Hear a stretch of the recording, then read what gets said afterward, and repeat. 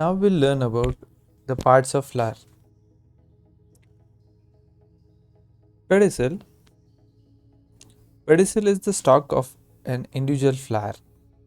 That is, it connects the plant with that of the flower.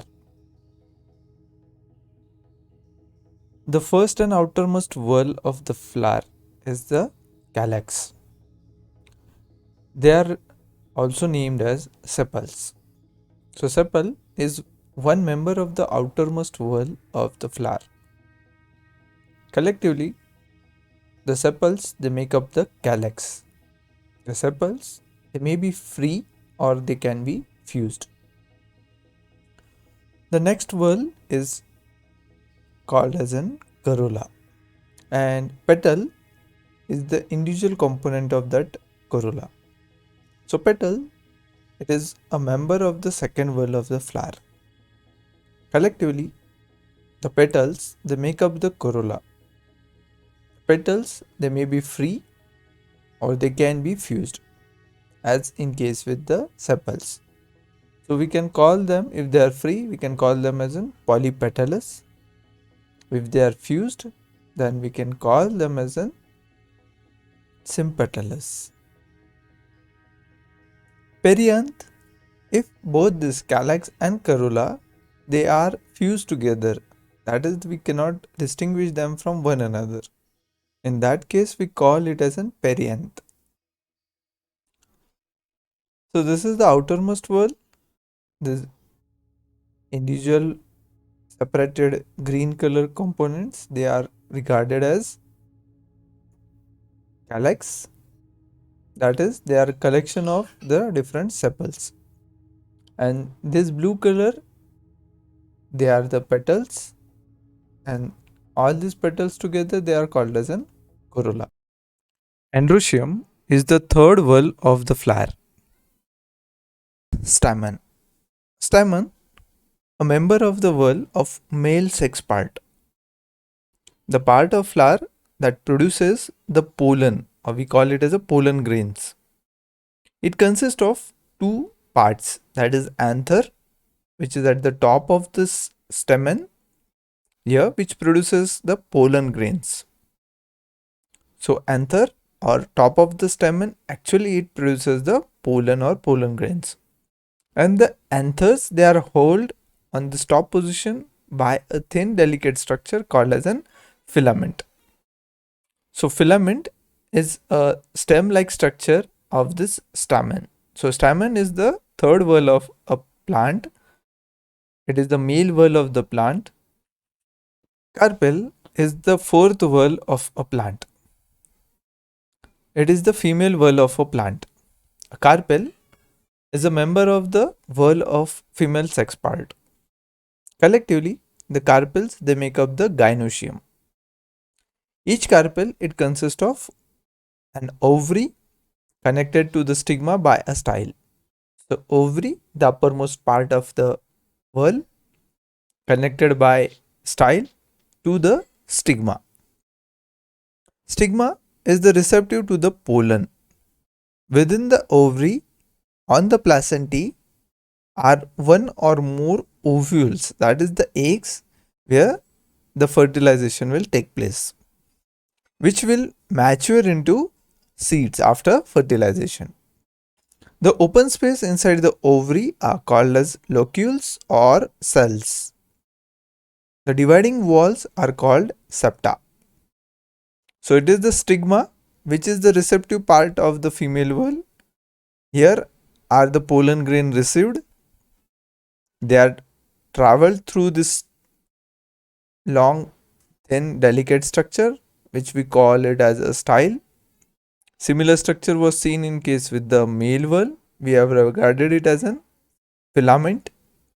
So the pollen grain it travels or it is received at a stigma and it is traveled through the style to the ovary where the eggs are present and they will mature or they will fertilization will take place. So carpels they are inserted above the stamens. They are the uppermost floral organ. Stigma, style and ovary. Stigma style and ovary together makes the gynoecium, the fourth wall of an flower. A complete flower. To which flower we'll call it as an complete flower? A complete flower is one which contains all the four whorls, that is calyx, corolla, androecium and gynoecium. If all these four whorls are present in a flower, then we'll call it as a complete flower. Incomplete flower, if any of the whorl is missing, then we'll call it as an incomplete flower.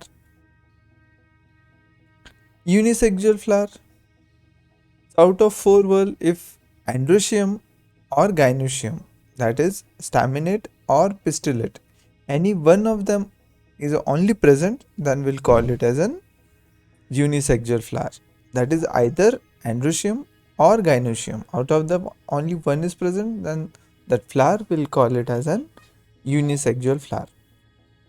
Bisexual flower, the flower in which both is androecium and gynoecium they are present, then that flower will call it as a bisexual flower.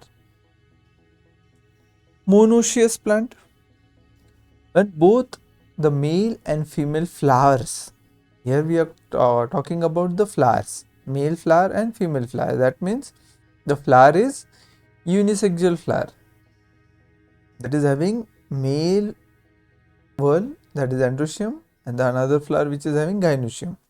So monoecious is when both the male and female flowers they are present on the same plant. Here we can say this male flower which is present at the top and female flower which is present at the bottom, but both of them are on the present, they are part of the same plant, then that plant is called as a monoecious plant. Next is the dioecious plant.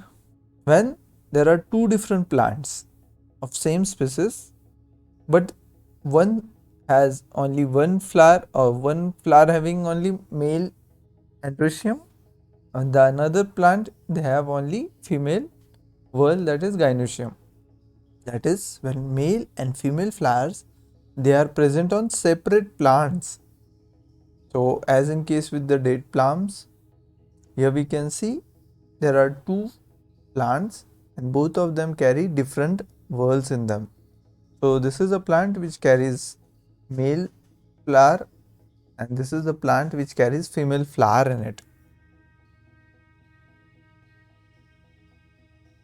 So monoecious, which contains male flower and female flower both. Dioecious, it contains separate plant, a plant having only male whorl or male flower on it and a plant having only female flower on it. The plant can be regarded as an hermaphrodite. So regard if this flower it contains both these whorls in it, then we will call it as a bisexual flower or we can call it as an hermaphrodite. Next, a flower can be gynomonoecious, means if it carries separate female flower on it, along with that it also carries male and female flower on it, then that plant is regarded as a gynomonoecious flower. A plant if it carries separate male flower on it, along with that it also carries male and female flower on it, then we can call it as an andromonoecious plant. If a plant it carries separate male flower, if it carries separate female flower and it carries a combination of both this male and female flower in a single flower, so that plant can be regarded as a trimonoecious